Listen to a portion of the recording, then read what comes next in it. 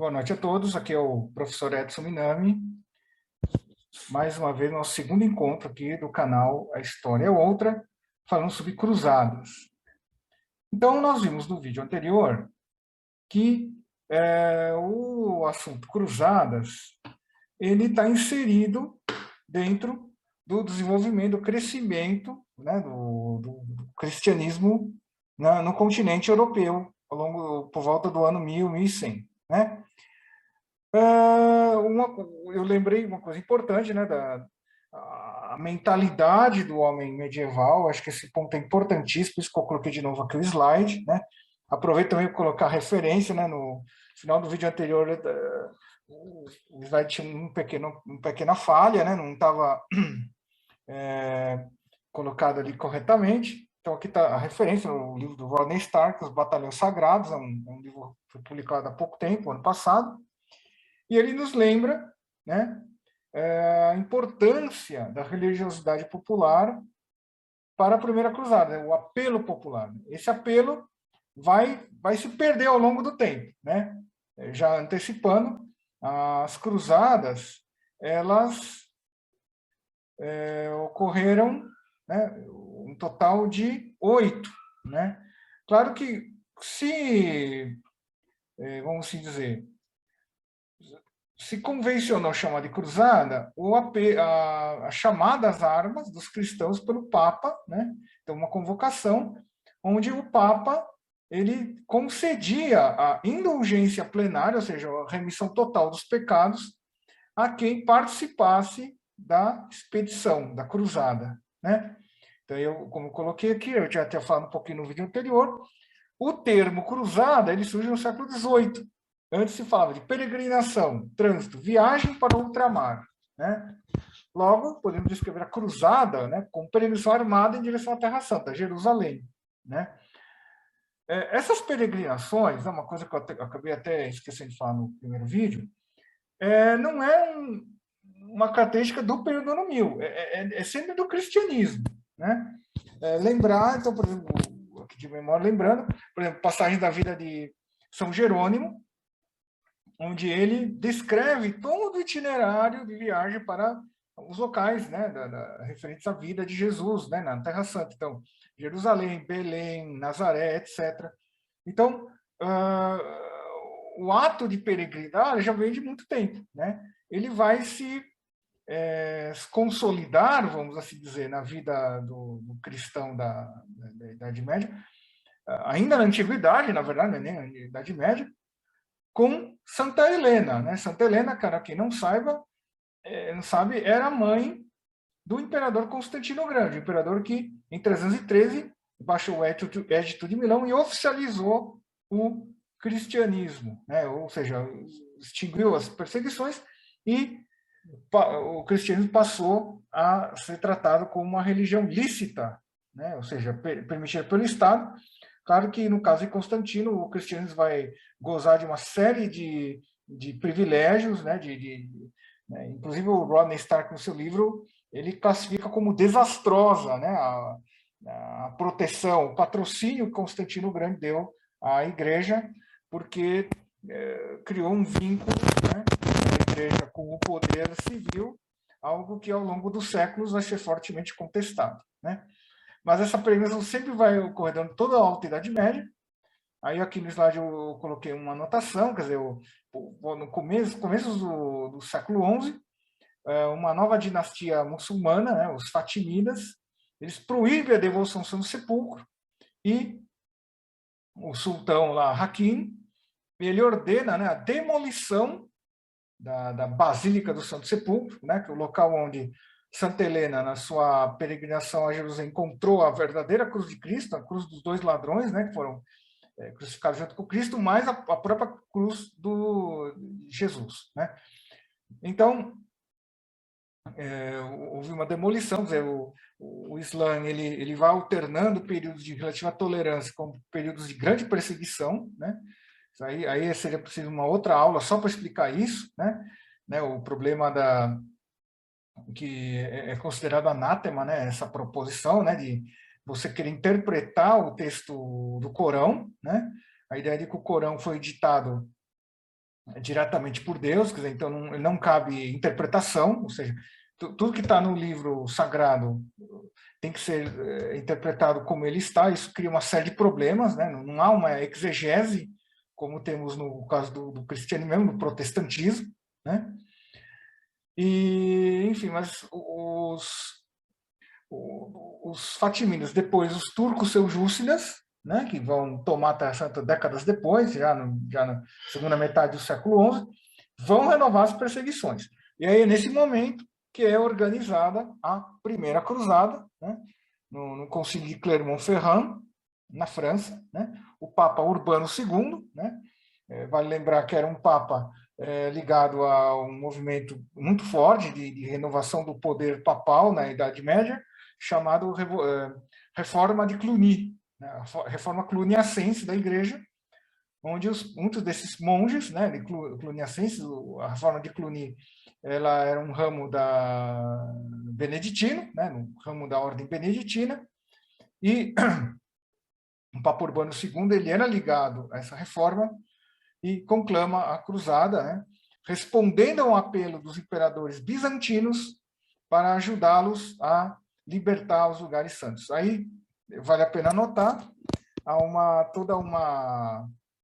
o início de uma relação bastante conflituosa com os bizantinos. Lembrar que o Concílio de Clermont-Ferrand ele é celebrado em 1095, décadas antes, em 1054, tinha se concretizado o rompimento da Igreja Latina com a Igreja Grega Ortodoxa, né? Aliás, eles vão se chamar ortodoxos por causa disso, vão considerar que são os verdadeiros, os legítimos intérpretes da religião cristã, enquanto que os latinos são os representantes da pérfida, né, da perfídia, né, da heterodoxia, né? Claro que para quem é um cristão latino é o contrário, né? E a história registra 8 episódios que vão ser rotulados, né, classificados, né, um tanto anacronicamente como cruzadas. A primeira em 1095 e dali para frente mais 7, né, sendo que a última foi em 1270, né? As duas últimas, a de 1254 e a de 1270, foram organizadas pelo rei São Luís IX, né? Eu vou falar um pouco mais dele mais para frente, né? Mas de todas as 8, né, rotuladas de cruzadas, a mais bem sucedida foi justamente a primeira, né? A primeira que gozou de um grande apelo popular, nós vamos ver nos próximos slides, né? Eu vou comentar. As outras expedições, principalmente a partir da terceira, vão contar cada vez mais com o patrocínio de reis. Isso vai criar uma série de problemas, né? Vai criar vantagens e problemas, né? Vantagens porque você vai contar com toda uma estrutura, vamos dizer, estatal para organizar a cruzada. E o lado ruim é justamente a manutenção dessa estrutura estatal, que é caríssimo, né? O Rodney Stark, no seu livro já citado, os Batalhões Sagrados, ele fala que São Luís Manuel chegou a criar impostos para a manutenção da cruzada, e isso indispôs ele com a opinião pública da época, né? E não queriam pagar mais impostos, mesmo que fosse para patrocinar, desculpe, uma cruzada, né? Então, a primeira cruzada é aquela que mais claramente o ardor da fé, aquilo que eu falei no primeiro vídeo, né, vai estar presente. Nas demais, vai esfriando, até que chega no século XIII, já há todo um questionamento, uma desconfiança com a cruzada, né? Aqui é um trecho de um texto que eu encontrei, né? O Papa, então, ele faz um famoso discurso, né? Conclamando a cruzada, proclamando indulgência plenária. Indulgência plenária, para quem não sabe, se você executar essa penitência, que no caso é a peregrinação até Jerusalém, para libertar os lugares santos da presença dos sarracenos, né, dos muçulmanos, você vai ganhar indulgência plenária, todos os seus pecados nessa vida vão ser perdoados. E aí, nessa hora, né, esse texto é um cronista que participou do Concílio de Clermont-Ferrand, Orderic Vital, ele diz: foi nos ricos e nos pobres, nas mulheres, nos monges e nos clérigos, nos citadinos e nos camponeses, uma prodigiosa vontade de ir a Jerusalém ou de ajudar os que aí fossem. Ladrões, piratas e outros celerados surgiam das profundezas da iniquidade. A iniquidade é o pecado, né? E, tocados pelo Espírito de Deus, confessavam seus crimes e, arrependendo-se deles, partiam para a cruzada, a fim de satisfazer Deus por causa dos seus pecados. Né? Então, notemos que aqui claramente está presente o componente popular da primeira cruzada. Quer dizer, quem for vai lucrar, né? Remissão dos pecados, né? Aí, uma curiosidade, né? Por que ele está falando de ladrões piratas acelerados? Uma coisa que é importante lembrar também, né? O século XI ele é um século importantíssimo na história da Europa, no período, porque naquela época surge uma invenção que vai aumentar muito a produção de alimentos e, consequentemente, facilitar o aumento demográfico, né? Que é o arado de metal. Né? Até então, os arados que se utilizavam eram de madeira, basicamente o mesmo arado que era usado na época dos romanos. Né? Ele era todo de madeira, e com o arado de metal, você consegue revolver uma camada mais profunda de nutrientes. Né? Aí, bom, eu não sou agrônomo, né? Mas eu sei que os nutrientes do solo estão até uma camada de até meio metro de profundidade, até 50 centímetros. E com o arado de madeira, você não consegue revolver até essa profundidade. Com o de metal, dá. O de ferro. Né? Então, o arado de metal ele permite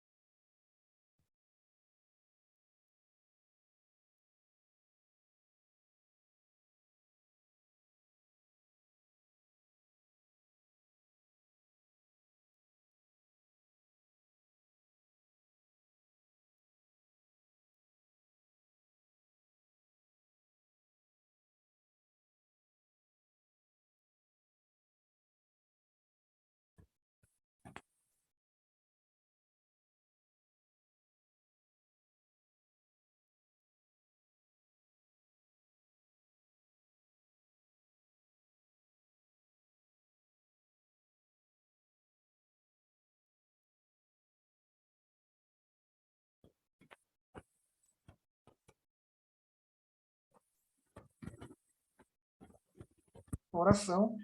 O fato é que a Cruzada das Crianças, muito antes de chegar em Constantinopla, muito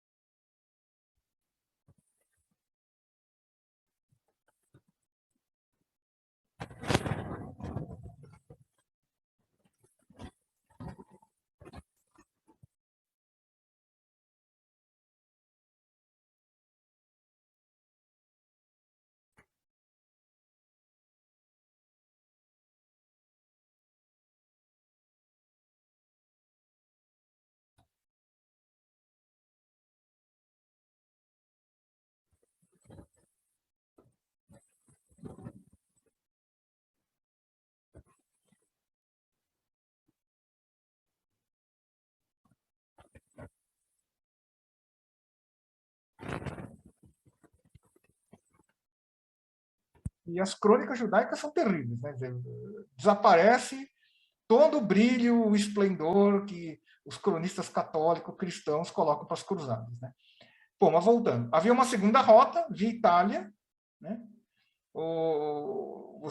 Por aqui você tinha que embarcar em navios até a cidade de Constantinopla, as costas aqui da Terra Santa, e uma terceira rota aqui costeando o Adriático também, até a direção de Constantinopla. O fato é que eles levam anos, né, para a conclamação em 1095, eles chegam em Constantinopla por volta de 1096, 1097, né, com uma série de problemas, né, vários relatos de saques e brigas e conflitos, né, enfim. Então, uma coisa que é preciso reconhecer na história das cruzadas, o divino e o humano se misturando, né, ao longo das cruzadas, ao longo do século XII e XIII, cada vez mais o humano sobrepujando o divino, principalmente, né?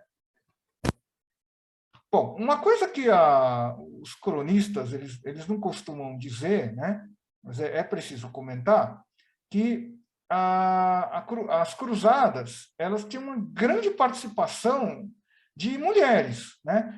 Isso é uma coisa que é preciso reconhecer. O livro do Rodney Stark, na minha leitura, eu vejo como uma falha, né? O Rodney Stark ele faz uma interpretação muito parecida daquele livro do o Angus, né? As Cruzadas, né? Eu até tenho um exemplar aqui comigo, né? Orlando Paes Filho, não sei se dá para ver aí esse livro, né? Que é uma visão romanceada das Cruzadas, da segunda e principalmente da segunda Cruzada.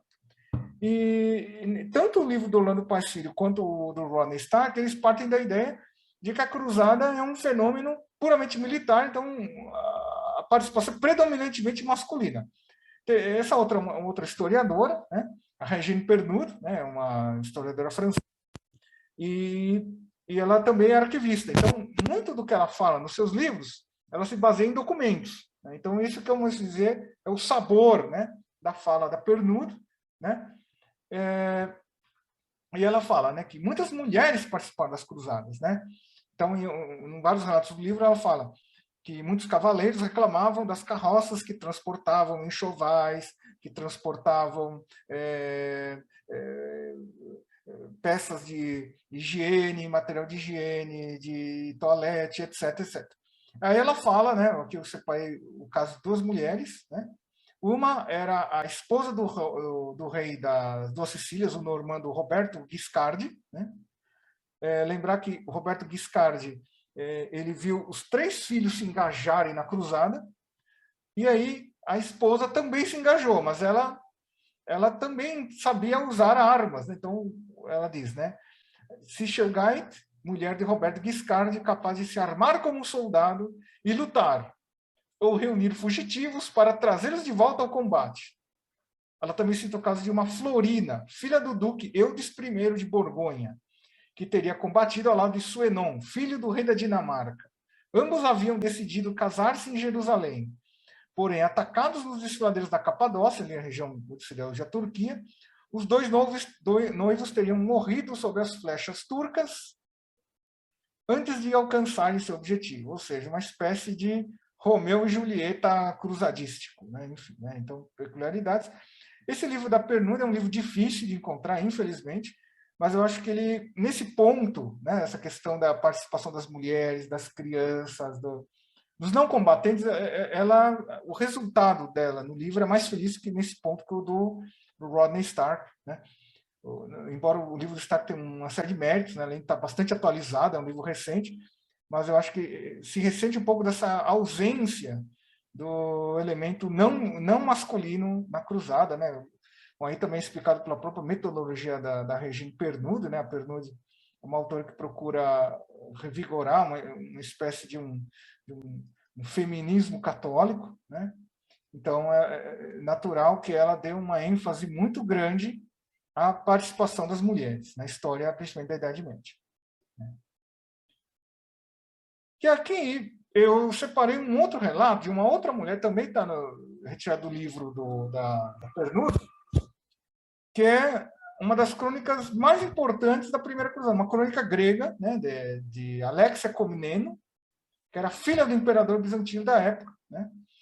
E ela descreve a chegada da Cruzada Popular de Pedro o Eremita.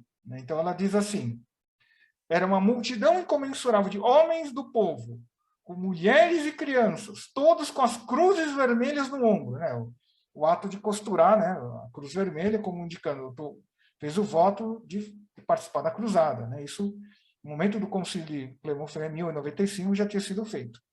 As pessoas já tinham feito. Se haviam precipitado de todos os países, e cujo número ultrapassava o dos grãos de areia à beira do mar e das estrelas do céu. Ou seja, era uma massa de gente que surgiu diante das muralhas de Constantinopla, assustando seus habitantes. Aí depois, poucas semanas depois, chegam as tropas, propriamente ditas, dos cruzados. E aí, de novo, vamos ficar aqui com o relato da Alexia Comneno. Ela diz o seguinte: era o Ocidente inteiro, tudo o que existe de nações bárbaras, habitantes da região situada entre a outra margem do Adriático, o mar Adriático, então do outro lado é a Itália, Então, entre a outra margem do Adriático, a Itália e as colunas de Hércules, ou seja, o Hércules seria hoje o Estreito de Gibraltar, Então, entre a Itália e o Estreito de Gibraltar, tudo que havia de bárbaro. Era tudo isso que migrava em massa, caminhava em famílias inteiras e andava pela Ásia, atravessando a Europa de uma ponta a outra. Então, vejam, no relato da Alexia Comneno, que mesmo as tropas regulares de cavaleiros cruzados, que chegaram a Constantinopla, estavam acompanhados de mulheres e crianças. Então, isso acho que é um ponto importante, que vale lembrar, é uma peregrinação, só que armada, junto com os cavaleiros estão não combatentes, ou, em caso como a da rainha lá do Reino das Duas Sicílias, era uma rainha que também era combatente, Devia ser terrível, mas enfim, tinha na parte de brincadeira, bom, vamos em frente. Então, aí, bom, os percalços da primeira cruzada, A primeira cruzada, ela tem uma série de percalços, uma série de desentendimentos, o livro Ron Stark, ele descreve isso com bastante pormenor, porque só não vou ter como falar tudo. E aí, enfim, inclusive a cruzada, em vários momentos, quase chegou a fracassar, Um episódio mais famoso foi da cidade de Antioquia, eles estavam cercados pelas tropas turcas. Aí encontram a lança, uma relíquia numa igreja, a lança que teria perfurado o peito de Jesus da paixão. E, em posse dessa lança, eles decidem enfrentar novamente os turcos, e aí eles vencem, então atribuem à ajuda divina a tomada, a derrota dos turcos, e aí está aberto o caminho até Jerusalém. A tomada de Jerusalém, Jerusalém naquela altura, quase não havia tropas para proteger a cidade, em poucas semanas a cidade é tomada. E aí, muitos cronistas da época descrevem que o sangue chegou até o joelho dos cavalos, cachoeiras de sangue. Então, aqui, três coisas que é bom comentar, isso o Ron também fala no livro dele, que o saque e a pilhagem eram norma na época. Quer dizer, os cristãos, depois de vencer uma batalha, pilhavam. Os muçulmanos também pilhavam. Os bizantinos. Tudo era o praxe da época, porque o pagamento do soldado em combate era muito pequeno, muito ralo. Então, o que acontecia? Você tinha que permitir o saque, porque se você não permitisse, ia ter uma rebelião nas suas mãos. Então, é uma coisa que a mentalidade de hoje, lógico, nós não conseguimos conceber, mas na época era a norma. Outra coisa também que é preciso comentar é dos dados dos cronistas. Quer dizer, os cronistas falam de milhares e o sangue, não sei quantos centímetros de altura. Tem que tomar um cuidado, porque o cronista gosta muito de exagerar, principalmente os números. Daqui a pouco eu vou falar um pouco dos números dos cruzados, eram poucas centenas, alguns poucos milhares. Essa coisa que a gente vê nos filmes, por exemplo, a trilogia do Senhor dos Anéis, exércitos com 10, 20, 30, 100 mil homens. Era praticamente impossível reunir um exército tão grande em tão pouco tempo na época. Hoje já seria difícil, na época muito mais. Provavelmente nós tivemos batalhas, né, decididas com 2.000, 3.000 soldados, 5.000. Né? 10.000 já é um exército enorme para os padrões da época. Né? E, bom, enfim, de qualquer modo, as crônicas da época criticando, né? Então mostra a pilhagem, também mostra que mesmo entre os cristãos havia gente que não viu com bons olhos o que aconteceu após a tomada de Jerusalém, após o fim da Primeira Cruzada, no ano de 1099. Bom, aqui é importante a gente comentar que é o seguinte, né? Então terminou a cruzada, os reinos, aliás, a Terra Santa está novamente sob controle dos cristãos, né? Pela primeira vez na história. E aqui o slide é importante porque mostra bem, viu, gente? A situação da Terra Santa após a Primeira Cruzada. Então, nós temos o mais importante de todos, era o Reino de Jerusalém, né? O Reino de Jerusalém mais poderoso. Né? Depois temos os territórios que vão ser vassalos do Reino de Jerusalém. Né? Lembrando que os nobres, quando tomam a Terra Santa, eles levam para a Terra Santa a mesma estrutura do feudalismo. Então a divisão de territórios, né, de terras, e os laços, né, os juramentos de obediência, de suzerania e vassalagem. Né? E aí alguém me pergunta assim, puxa, mas Edson, eram territórios pequenininhos, né, e no meio está cheio de muçulmano em volta, né? Califado Fatimida, na época era o mais poderoso do mundo. O grande Império Seljúcida, turco. Depois lá para cima, o Sultanato de Rum. Né? E lá mais para o oeste, o Império Bizantino, que está, né, os imperadores, né, para se equilibrando entre vários poderes, ora apoiando um lado, ora apoiando o outro. Então uma coisa, acho que outro grande mérito do livro do Ronald Stark é mostrar que os reinos cristãos, né, recém-conquistados, eles são muito precários. Quer dizer, a qualquer momento pode ter uma nova ofensiva islâmica e botar tudo a perder. Né? Então, esse acho que é outro ponto importante do livro. E o Ron Stark já deixa, né, já fica a deixa dele, reconhecendo, olha, isso aqui a qualquer momento pode virar o jogo e acabar, e o que foi de fato que aconteceu mesmo. Né? E uma outra coisa muito importante, né, o Ron Stark coloca no livro dele, é que esses reinos eles só conseguem se manter em pé com o apoio do Ocidente, da Europa Ocidental, da Europa cristã. Né?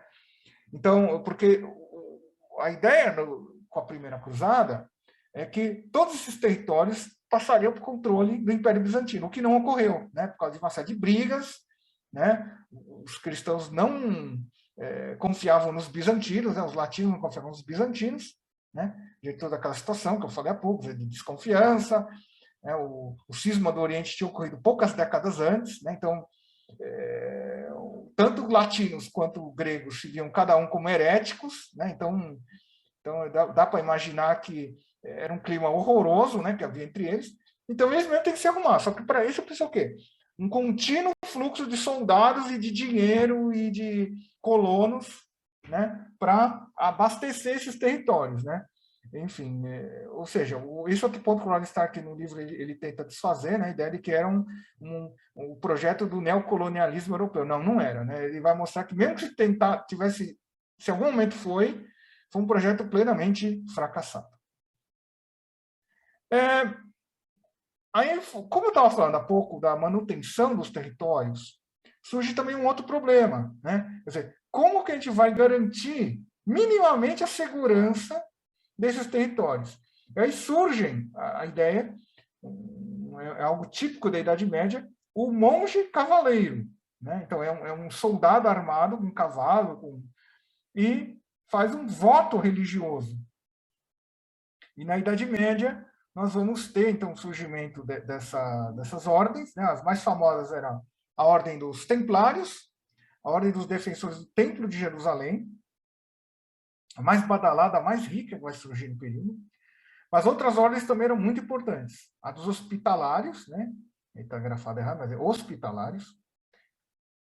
Ou seja, eles vão administrar hospitais e pousadas ao longo das rotas dos peregrinos para a Terra Santa. Também foi muito importante essa ordem. E a ordem dos cavaleiros teutônicos, ou seja, dos cavaleiros do norte da Europa, né? Do Mar Báltico, né? Então, muito importantes também. E só para vocês terem uma ideia, né? O santo que redigiu as regras da Ordem dos Templários foi ninguém nada mais, nada menos que São Bernardo de Claraval, né? O grande modelo, né? Vamos assim dizer, do monge guerreiro, né? Lembrar que o São Bernardo de Claraval ele vinha de uma família nobre, muito cristã, muito religiosa, e ele tinha sua montaria, etc. Era um homem de uma finesse e de uma espiritualidade vibrante, né? Então ele vai se tornar um modelo desse monge guerreiro, né? Algo que só mesmo a Idade Média foi capaz de produzir. Aí eu comento aqui, né, no slide que a Ordem dos Templários foi a mais rica ao longo do século surge no começo do século XII, até sua dissolução no começo do século XIV, né? Enfim, quando o rei Filipe o Belo, né, ambicionando a riqueza da ordem, a ordem templária era uma das mais ricas, né? A mais rica, melhor dizendo. Inclusive, foram eles que inventaram o sistema bancário, né? Inventaram o cheque, né? Então, o cavaleiro para ter que ficar andando com um monte de moedas, e, enfim, não existia papel moeda ainda na época, né? Isso é uma invenção posterior. Então, o que ele fazia? Os templários tinham quartéis-generais em vários lugares da Europa, várias regiões da Europa. Então, bastava ele ter um papel, uma espécie seria uma nota promissória, então anotado o valor, ele só transportava o papel, chegava num quartel, num outro país onde ele estava viajando, e trocava o papel, o cheque, por dinheiro, né? Então, esse é o nascimento do sistema bancário, né? E era uma ordem riquíssima, né? Inclusive, no Brasil, na história de Portugal, ela é muito importante, porque, diferentemente de outras regiões, o rei de Portugal não aceitou a dissolução da ordem, né, por do Papa, e a Ordem dos Templários ela foi reorganizada como a Ordem de Cristo, mas eram os Templários, eram os mesmos, né? Só que com outro nome, outra roupagem, mas a ideia era a mesma e o dinheiro guardado era o mesmo, né? Okay? Então aqui tem um slide, né? A imagem não está uma boa nitidez, mas como era o uniforme das ordens de cavalaria. Então aqui as mais importantes, a Ordem do Santo Sepulcro, ou seja, do Reino de Jerusalém, a Ordem de Malta ou Hospitalários, né? Também uma das mais importantes. Aí, aquela que é a mais badalada de todas, né? A Ordem dos Templários, né? E a Ordem dos Cavaleiros Teutônicos. Aí aqui, gente, assim, desculpa, aqui, voltando.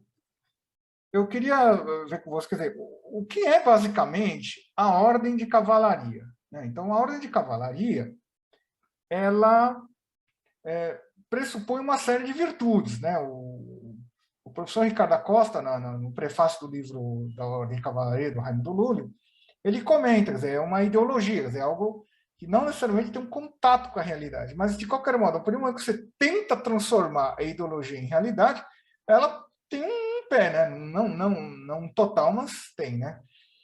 Porque senão ninguém ia se entusiasmar pela coisa, né?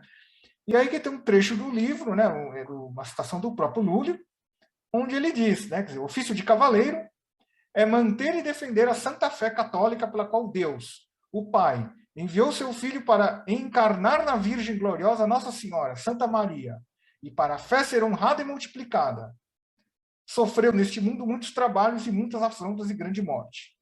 Daí que, assim como Nosso Senhor elegeu clérigos para manter a santa fé com escritores e comprovações necessárias, pregando aquela aos infiéis com tão grande caridade que até a morte foi por eles desejada. Assim o Deus da glória elegeu cavaleiros que, por força das armas, vençam e submetam os infiéis que cada dia pugnam em destruir a Santa Igreja. Onde, por isso, Deus honrou neste mundo e no outro tais cavaleiros que são mantenedores e defensores do ofício de Deus e da fé, pela qual nos havemos de salvar. Então, nesse texto aqui, o Lúlio, ele apresenta a imagem idealizada, né? Isso que o Ricardo Costa fala, ideológicas, a ideologia da cavalaria medieval. Defender a fé dos inimigos. Então, essa é a justificativa para os cavaleiros irem para a Terra Santa e combater os sarracenos, que queriam promover os maus tratos aos cristãos. Isso é uma coisa que nas escritos do Lúlio tem que ficar bem claro, quer dizer, o Lúlio ele defendia a união, né, das diversas ordens de cavalaria, vou voltar aqui o slide, né, ele defendia a unidade dessas ordens de cavalaria, transformar tudo numa única ordem, a ordem do Espírito Santo, para libertar definitivamente a Terra Santa, né, os locais sagrados. Né. Ao mesmo tempo, ele defendia um projeto, eu vou falar isso mais no próximo vídeo, de diálogo com os infiéis, com os hereges, com os apóstatas, enfim. Que era um método baseado na sua arte, chamada ars luliana, né? A arte luliana. Né? Enfim, eu vou explicar um pouco mais no próximo vídeo, né? Já adentrando a ideia de que havia um outro propósito de outros projetos, né? Havia outros projetos para a Terra Santa, para não só libertá-la, como para a conversão dos infiéis. E aí, o último slide, é um texto um pouco longo, não vou ler tudo, né? Aqui eu confesso que exagerei um pouco. Mas aqui o Lúlio fala, quer dizer, o cavaleiro não basta ser apenas bom no adestramento das armas, na luta, enfim. Ele tem que também defender, né? Ou seja, promover a justiça, a paz, nesse sentido amplo, né? Que ele vai falar, o cavaleiro lhe convém que seja amador do bem comum, porque para a comunidade da gente foi eleita a cavalaria, e bem comum é maior e mais necessário que o bem especial. E ao cavaleiro lhe convém belamente parlar e belamente vestir, e haver belo arnês, arnês é o equipamento do cavaleiro, né? E ter grande albergue, saber abrigar as pessoas, porque todas essas coisas são necessárias para honrar cavalaria. Instrução e cavalaria se convêm, porque vilania e ligeiras palavras são contra a cavalaria. Privança de bons homens, lealdade, verdade, ardor, verdadeira largueza. Largueza não é bem ser mão aberta, é generosidade, né? Honestidade, humildade, piedade e as outras coisas semelhantes a estas pertencem ao cavaleiro, porque assim como o homem deve conhecer em Deus toda a nobreza, assim ao cavaleiro deve-se atribuir tudo aquilo pelo qual a cavalaria recebe honra por parte daqueles que estão em sua ordem. Bom, gente, então, com isso eu vou encerrando aqui, né? O vídeo ficou um pouco longo, mas espero vocês no nosso próximo vídeo, onde vamos chegar à parte final do nosso vídeo, né? Nosso estudo sobre as cruzadas. Então, agradeço a paciência de todos e até lá. Gostou do vídeo? Não esqueça, dê o seu like, assine o canal, toque o sininho.